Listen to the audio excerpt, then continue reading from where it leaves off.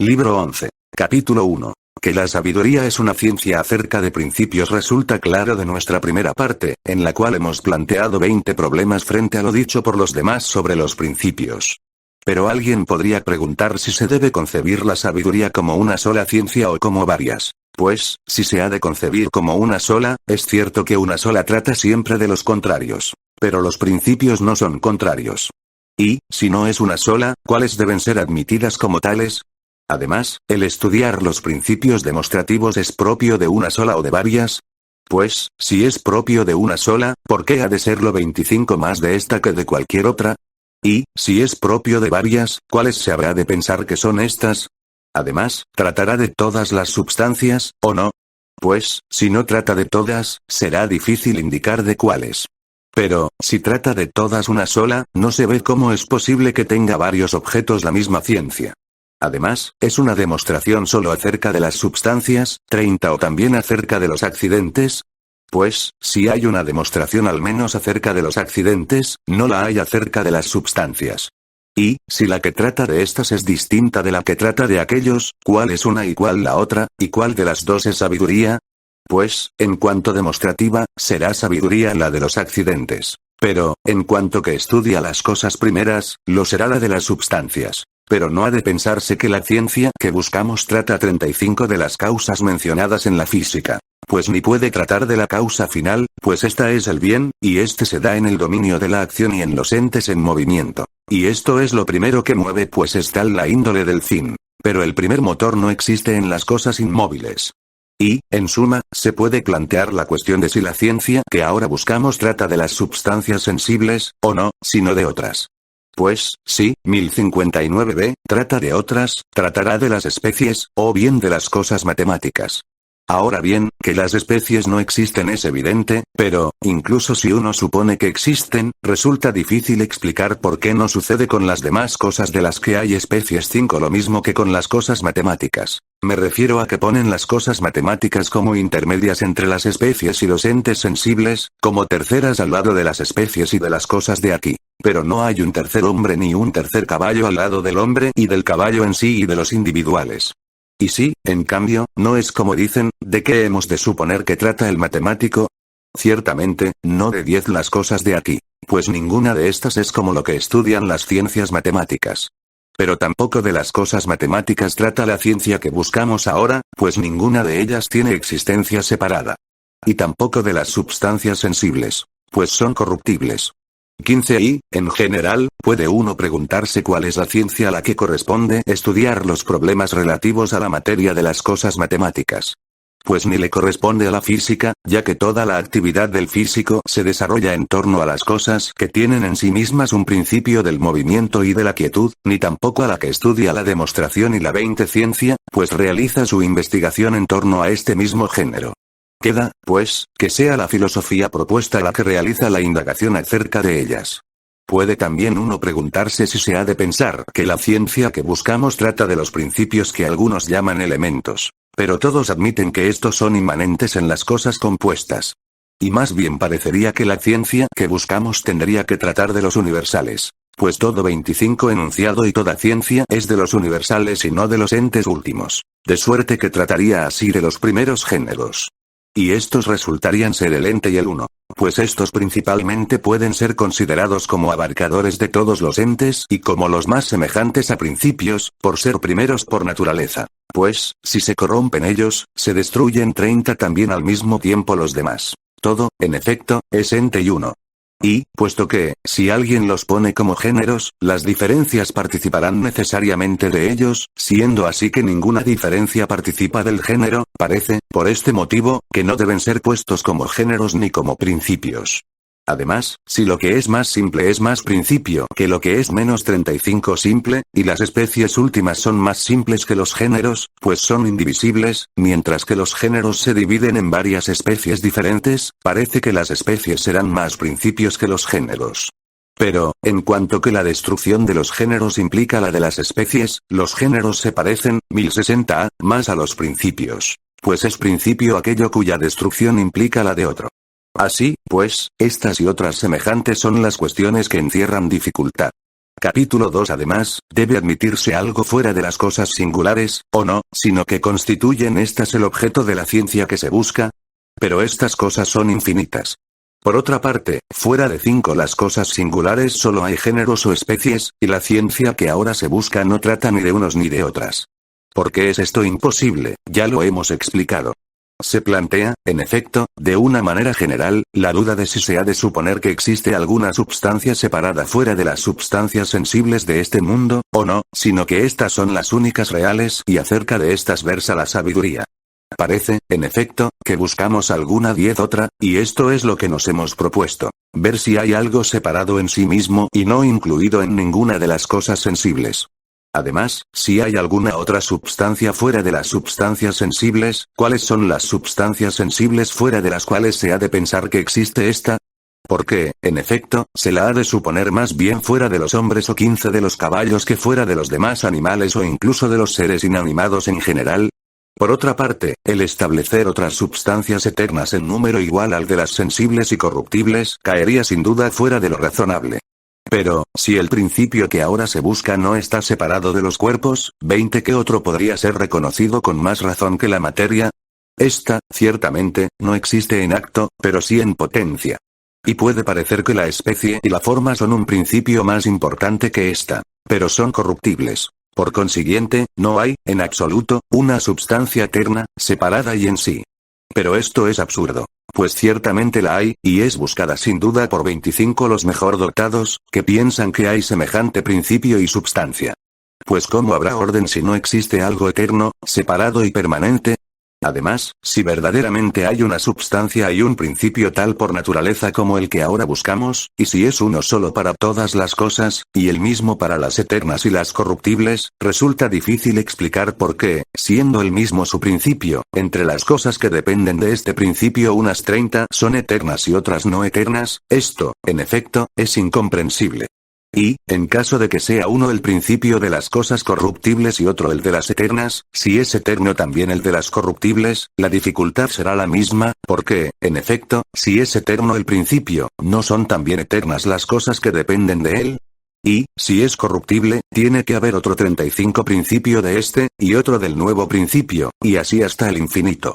Y, si uno pone como principios los que parecen ser los más inmóviles, el ente y el uno, en primer lugar, si cada uno de ellos no significa algo concreto ni una substancia, ¿cómo estarán, 1060b, separados y serán independientes? Tal es, sin embargo, la índole de los principios eternos y primeros que buscamos. Y, por otra parte, si cada uno de ellos significa algo concreto y una substancia, todos los entes serán substancias. Pues de todos se 5 predica el ente, y de algunos también el uno. Pero que todos los entes sean substancias es falso. Además, ¿cómo es posible que digan verdad los que dicen que el uno es el primer principio y también una substancia, y del uno y de la materia generan el número primero y afirman que este es una substancia? Pues ¿cómo se va a pensar que es 10 uno la díada y cada uno de los demás números compuestos? De esto, en efecto, ni dicen nada ni es fácil decirlo. Pero, si alguien pone como principios las líneas o las figuras próximas a ellas, me refiero a las superficies primeras, estas ciertamente no son substancias separadas, sino cortes y divisiones, unas, de superficies, y otras, de cuerpos, y los puntos, de líneas, y, 15 además, límites de estas mismas figuras. Y todas estas cosas están en otras, y ninguna tiene existencia separada. Además, ¿cómo se va a pensar que hay una substancia del uno y del punto? De toda substancia, en efecto, hay generación, pero del punto no la hay, pues el punto es una división. Ofrece también dificultad el hecho de que toda ciencia trate 20 de los universales y de lo que tiene determinada cualidad, y que la substancia no sea un universal, sino más bien algo determinado y separado. De suerte que, si hay ciencia acerca de los principios, ¿cómo se ha de pensar que el principio sea una substancia? Además, ¿hay algo fuera del todo concreto? Me refiero a la materia y a lo que la acompaña, ¿o no? Pues, si no lo hay, todo 25 lo contenido en la materia es corruptible. Pero, si lo hay, será sin duda la especie y la forma. Ahora bien, determinar en qué cosas hay esto y en qué cosas no, es difícil. En algunas es evidente que la especie no es separable, por ejemplo en una casa. Además, los principios son idénticos específicamente, o numéricamente. Pues, si tienen unidad numérica, todas las cosas 30 serán idénticas. Capítulo 3 más, puesto que la ciencia del filósofo versa sobre el ente en cuanto ente, versará de una manera universal y no parcial. Pero ente se dice en varios sentidos, y no de un solo modo. Por tanto, si se dice solo homónimamente y no según algo común, no cae bajo una sola ciencia, pues no es uno el género de tales significados. Pero, si se dice según algo común, cae 35 bajo una sola ciencia. Pues bien, parece decirse del modo indicado, igual que medicinal y sano. Pues también cada uno de estos dos términos lo usamos en varios sentidos. Y se dice, 1061a, cada uno de este modo por referirse de alguna manera o bien a la ciencia médica, o bien a la salud, o bien a otra cosa, pero cada uno a algo idéntico. Se llama, en efecto, medicinal al razonamiento y al bisturí. Al primero, porque procede de la ciencia médica, y al segundo, por ser útil a esta. Y de manera 5 semejante se aplica también la designación de sano. A esto, porque indica salud, y a lo demás allá, porque la produce. Y lo mismo puede decirse también en los demás casos.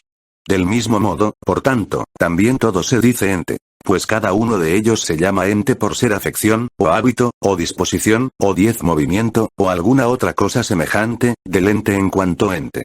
Y, puesto que la reducción de todo ente tiene por meta algo único y común, también cada una de las contrariedades se reducirá a las primeras diferencias y contrariedades del ente, tanto si las primeras diferencias del ente son la pluralidad y la unidad como si 15 son la semejanza y la desemejanza, o cualesquiera otras.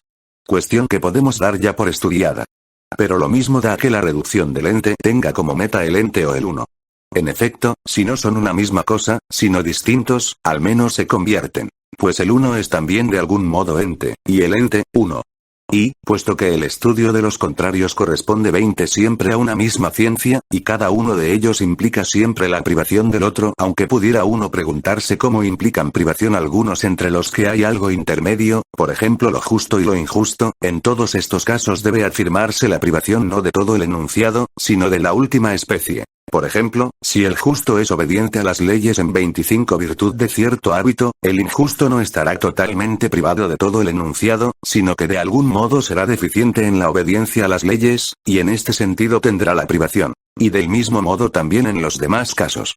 Y así como el matemático realiza su investigación en torno a los productos de la abstracción, investiga, en efecto, eliminando previamente todas las cualidades sensibles, como el peso 30 y la levedad, la dureza y su contrario, y también el calor y la frialdad y las demás contrariedades sensibles, y solo deja la cantidad y la continuidad, de unas cosas en una dimensión, de otras en dos y de otras en tres, y considera las afecciones de 35 estas cosas en su calidad de cuantas y continuas, y no en ningún otro sentido, y de unas cosas considera las posiciones recíprocas, 1061b, y lo que corresponde a estas, de otras la conmensurabilidad o la inconmensurabilidad, de otras las relaciones proporcionales, y, sin embargo, decimos que hay una sola ciencia de todas estas cosas, la geometría, del mismo modo sucede también en lo relativo al ente. Pues los accidentes de este en cuanto ente, y 5 sus contrariedades en cuanto ente, no son objeto de consideración para otra ciencia, sino para la filosofía. A la física, en efecto, podría asignársele su estudio, pero no en cuanto entes, sino en cuanto participan del movimiento. Por su parte, la dialéctica y la sofística tratan de los accidentes del ente, pero no en cuanto ente, ni acerca del ente mismo en cuanto ente. Por tanto, solo queda que sea el filósofo el que investigue acerca 10 de las cosas dichas, en cuanto son entes.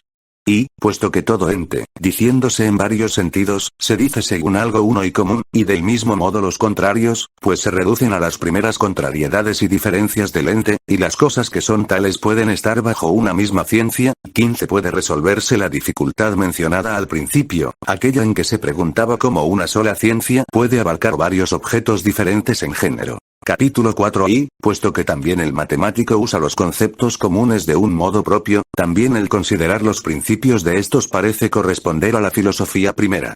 En efecto, 20 que, quitando a cosas iguales partes iguales, las que quedan son iguales, es común a todo lo que tiene cantidad. Pero la matemática se lo apropia para estudiar alguna parte de su peculiar materia. Por ejemplo, líneas, ángulos, números o alguna otra de las cosas cuantas, pero no en cuanto entes, sino en cuanto 25 cada una de ellas es continua en una, dos o tres dimensiones. La filosofía, en cambio, no se ocupa de las cosas particulares en cuanto cada una de ellas tiene algún accidente, sino del ente, en cuanto cada una de estas cosas es ente. Y con la física sucede lo mismo que con la matemática. La física, en efecto, considera los accidentes y los principios de los entes en cuanto móviles, no en cuanto entes, pero ya hemos dicho que la ciencia primera trata de estos en la medida en que los sujetos son entes, y no en cuanto que son alguna otra cosa. Por eso hay que afirmar que la física y la matemática son partes de la sabiduría. Capítulo 5. Hay en los entes cierto principio acerca del cual no es posible engañarse, sino que necesariamente se hará siempre lo 35 contrario, es decir, descubrir la verdad. A saber, que no cabe que la misma cosa sea y no sea simultáneamente, y las demás, 1062a, afirmaciones que encierran en sí mismas una oposición semejante.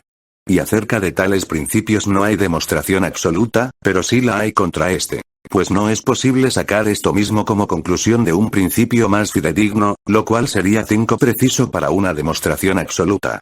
Pero, frente al que sostiene afirmaciones contradictorias, quien trate de mostrar que su postura es falsa debe tomar como base alguna afirmación que sea lo mismo que el principio según el cual no es posible que la misma cosa sea y no sea simultáneamente, pero que no parezca ser lo mismo. Pues solo así puede hacerse la 10 demostración contra el que afirma que es posible que las afirmaciones contradictorias sean verdaderas a propósito de una misma cosa.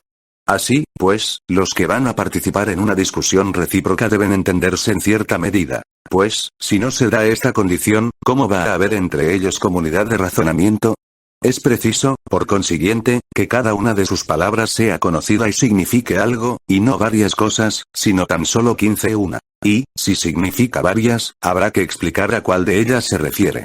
Según esto, el que dice que una cosa determinada es y no es, niega lo que afirma, de suerte que niega que la palabra signifique lo que significa.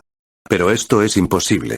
De manera que, si esto significa algo, es imposible que la contradictoria sea verdadera. Además, si la palabra significa algo y esto es verdadero, esto 20 tiene que ser así por necesidad. Pero lo que es por necesidad no puede dejar de ser alguna vez. Por consiguiente, no es posible que las afirmaciones y negaciones opuestas sean verdaderas con relación a una misma cosa.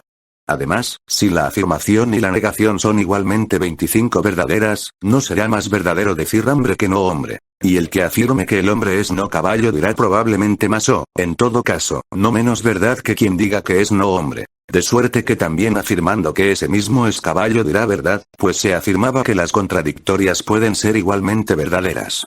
Resulta, pues, 30 que el mismo es hombre y caballo o alguno de los demás animales. Así, pues, no hay ninguna demostración absoluta de estos principios, pero sí una demostración contra el que afirma estas cosas.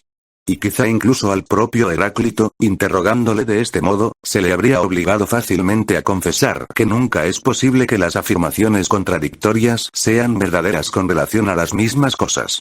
Pero el hecho es que, sin haber comprendido lo que él mismo decía, adoptó esta opinión.